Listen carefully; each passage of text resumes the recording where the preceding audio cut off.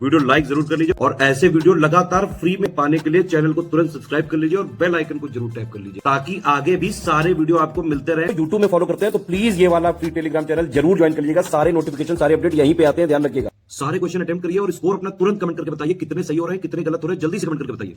मेरा नाम है वैभव और आप लोग देख रहे हैं UPPSC best online coaching YouTube channel. दोस्तों आज के इस वाले वीडियो में हम लोग हिस्ट्री के जो क्वेश्चंस कवर अप कर रहे थे उसी क्रम में आगे बढ़ेंगे और इंपॉर्टेंट क्वेश्चंस को कवर अप करेंगे। अगर आपने अभी तक चैनल को सब्सक्राइब ना किया हो तो आई सजेस्ट यू कि ज़रूर करिए, बहुत ज़्यादा इंपॉर्टेंट है। ये सारे क्वेश्चंस ही घुमा फिरा कर क्वेश्चंस आपसे पूछे जाएंगे एग्जामिनेशन में, तो ज़रूरी ये है कि यहाँ पर आने वाले हर एक क्वेश्चन को ध्यान से देखिए, अपने माइक्रो नोट्स बनाइए। Otherwise study for civil services का जो पेड ग्रुप है उसको आप ज्वाइन कर लीजिए। उसके लिए आपको सिंपली डिस्क्रिप्शन सेक्शन में जाना है, वहाँ पर कॉन्टैक्ट नंबर दिए हुए हैं, उन कॉन्टैक्ट नंबर पर आप कॉल करिए और कॉल करके अपनी सीट जो है उसको बुक कराइए। रीज़न कि ये सारा जो स्टडी फॉर सिविल सर्विसेज का मटेरियल है आपको स्टडी फॉर सिविल सर्विसेज का जो मेन चैनल है जो ओनर है ज्ञान सर, वही आपको प्रोवाइड कर सकते हैं। उसके लिए मैं आपको सजेस्ट कर रहा हूँ कि आप ये काम करिए। आपके पास ये सारा मटेरियल होगा, मल्टीपल टाइम्स आप रिवाइज कर पाएंगे और अपने एग्जाम्स की तैयारी जो है बहुत अच्छे से कर पाएंगे। आरओ का एग्ज़ाम सबसे पास में है, अभी 3.5-4 महीने हैं, अभी इनफ टाइम है, आप तैयारी कर सकते हैं। ज़रूरी सिर्फ इतना सा है कि आपको ये तैयारी अभी से स्टार्ट करनी होगी और सारा स्टडी मटेरियल आपको एक साथ मिल जाए और आपको जगह जगह सर्च ना करना पड़े, तो ये चीज़ आप कर सकते हैं। बाकी इट्स अप टू यू, आप यहाँ पर सिंपली वीडियो देख सकते हैं फ्री ऑफ कॉस्ट। सो आइए शुरू करते हैं आज के अपने सेशन को। आगे बढ़ने से पहले एक चीज़ और कहूँगा कि चैनल को सब्सक्राइब नहीं करा है तो ज़रूर सब्सक्राइब करिए, क्योंकि यहाँ पर सिर्फ मैं आपको क्वेश्चंस करवाऊंगा नहीं, जहाँ कहीं ज़रूरत होगी वहाँ कहीं मैं आपको ट्रिक भी बताता हुआ चलूँगा और उन ट्रिक्स के माध्यम से लॉन्ग टर्म तक आप चीज़ों को याद रख पाएंगे। सो आइए शुरू करते हैं आज के अपने सेशन को। पूछा गया है कि सिंध पर ब्रिटिश ने कब्जा किया था कौन से ईयर में। अब देखिए ईयर जो है ये थोड़ा सा कॉम्प्लेक्स होता है, इनको याद रखना, और इसके लिए आप क्या कुछ कर सकते हैं उसके लिए ज़रूरी है आप मल्टीपल टाइम्स इसको आप देखें या फिर आप अपने दिमाग में कहीं सेट करके चलें। जब हम सिंध विजय की बात करें तो पहली चीज़ इतना याद रखिएगा कि 18वीं शताब्दी में ये काम हुआ था, 19वीं शताब्दी में हुआ था। मतलब 19वीं शताब्दी बोलेंगे तो इसका मतलब हो गया 1800 से स्टार्ट होकर 1900 तक का जो पूरा टाइम पीरियड रहा है उस टाइम पर। ठीक है, तो ये शुरुआत का नंबर तो आपको याद रखें। आपको 43 याद रखना है कि सिंध जो है ये आपका 43 नंबर से एसोसिएटेड है, इस तरीके से करके याद रख सकते हो। तो 1843 यहाँ पर हमारा सही आंसर आएगा। मूव ऑन करते हैं अगले क्वेश्चन की ओर। इस क्वेश्चन में यहाँ पर आपसे पूछा गया है कि निम्नलिखित में से कौन अवध का ब्रिटिश रेजिडेंट था जब अवध का ब्रिटिश साम्राज्य में विलय हुआ। अब ये कौन थे? क्या ये आपके जेम्स ऑटम थे, या फिर ये आपके WH सिलीमन थे, या फिर ये आपके बिशप R हैबर थे, या फिर ये जनरल लो थे? कौन थे उस टाइम पर ब्रिटिश रेजिडेंट, ये आपसे यहाँ पर पूछा गया है। ठीक है, तो यहाँ पर हमारा आंसर क्या आएगा? ऑप्शन ए, यानी कि जेम्स आउट्रम, ये थे ब्रिटिश रेजिडेंट जब आपका अवध का विलय करवाया गया ब्रिटिश साम्राज्य में।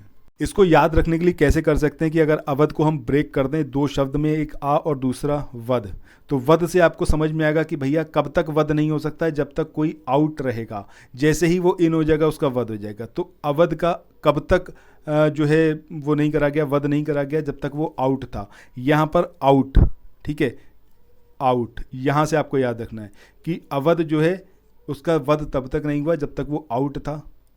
जब वो इन आ गया तो उसका वध हो गया, उसको ब्रिटिश एम्पायर में मिला लिया गया। इस तरीके से यहाँ पर आप कुछ एसोसिएट कर सकते हैं और इस चीज़ को याद रखने की कोशिश करी जा सकती है।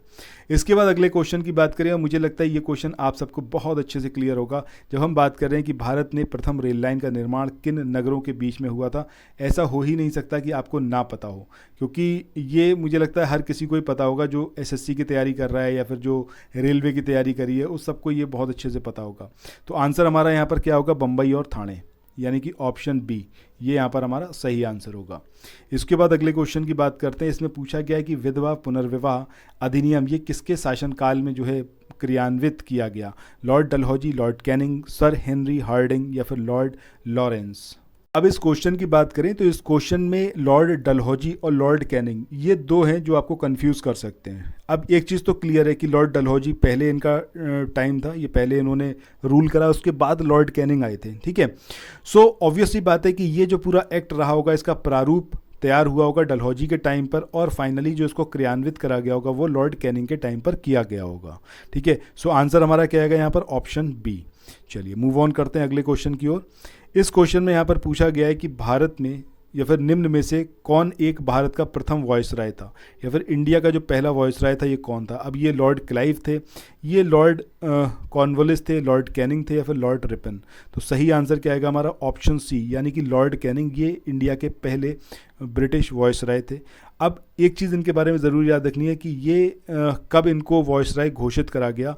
तो इनको वॉइसराय घोषित करा गया था 1 नवंबर 1858 को। अब ये जो 1 नवंबर 1858 का डेट है, इस टाइम पर महारानी ने उद्घोषणा करी थी कि ये जो हैं अब इंडिया के पहले वॉइसराय होंगे लॉर्ड कैनिंग। ठीक है, चलो नेक्स्ट क्वेश्चन की बात करते हैं। अच्छा, ये एक चीज़ और याद रखनी है कि इसी डेट को इलाहाबाद में ये दिल्ली दरबार सजाया गया था, जिसमें महारानी ने ये घोषणा करी थी। ठीक है, बढ़ते हैं अगले क्वेश्चन की ओर।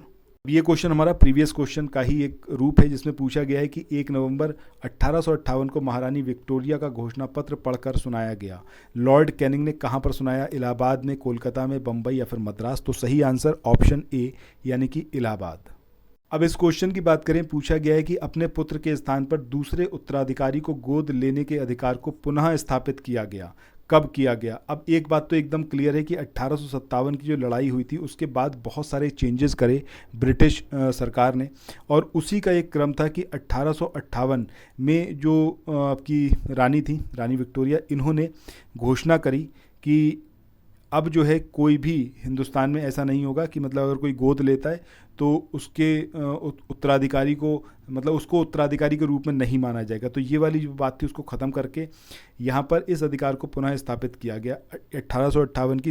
अगले क्वेश्चन की बात करें, यहाँ पर पूछा गया है कि निम्नलिखित में से किस गवर्नर जनरल ने भारत में दास प्रथा को समाप्त किया था। अब ये लॉर्ड कॉर्नवालिस थे, लॉर्ड एलनबरो थे, या फिर लॉर्ड विलियम बेंटिक, या फिर थे आपके सर जॉन शोर। सो यहाँ पर जैसे ही हम बात करते हैं एलनबरो की, तो इसमें हमें एलियन शब्द जो है बहुत अच्छे से क्लियर हो रहा है। और एलियन से पृथ्वी वालों को खतरा इसलिए कि पता नहीं कितने ज़्यादा पावरफुल होंगे, कहीं ऐसा तो नहीं है हमें दास बना लेंगे।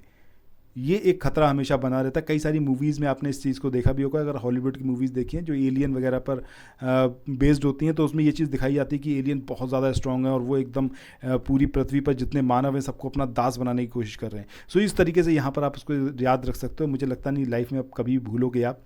ये जो 1843 का एक्ट आया था, उसकी एक्ट की जो 5वीं धारा थी उसके अकॉर्डिंग ये जो अपने लॉर्ड एलनबरो थे, इन्होंने दास प्रथा का उन्मूलन किया। और इनके अगर हम बात करें शासनकाल की, तो 1842 से लेकर 1844 तक का इनका टाइम पीरियड रहा है। चलिए अगले क्वेश्चन की तरफ मूव ऑन करते हैं। यहाँ पर आपसे पूछा गया है कि इसमें से कौन सा है जो कि सही सुमेलित है। अब लॉर्ड कॉर्नवालिस स्थायी बंदोबस्त, ठीक है, ये जैसे ही आपने पढ़ा होगा आपको समझ में आ गया होगा भैया यही तो सही है। इसके बाद लॉर्ड वेलेजली की बात करें तो लॉर्ड वेलेजली का यहाँ पर दिया हुआ है कि चतुराई पूर्ण निष्क्रियता। तो चतुराई पूर्ण निष्क्रियता की बात करें या फिर एकदम कुशल अकर्मण्यता की बात करें, तो ये जो नीति थी ये जॉन लॉरेंस की थी। ठीक है, किसकी थी, जॉन लॉरेंस। इसको यहाँ पर याद रखिएगा, जितना बता रहा हूँ बहुत इंपॉर्टेंट है ये। इसके बाद सहायक संधि की बात करें तो सहायक संधि आपकी डलहौजी से रिलेटेड नहीं थी, ये वेलेजली से रिलेटेड थी। ठीक है, और इसके बाद नेक्स्ट है आपका कि भारतीय राष्ट्रीय कांग्रेस की स्थापना तो लॉर्ड कैनिंग के टाइम पर तो हुई नहीं थी, ये हुई थी आपकी किसके टाइम पर, डफरिन के टाइम पर, लॉर्ड डफरिन के टाइम पर।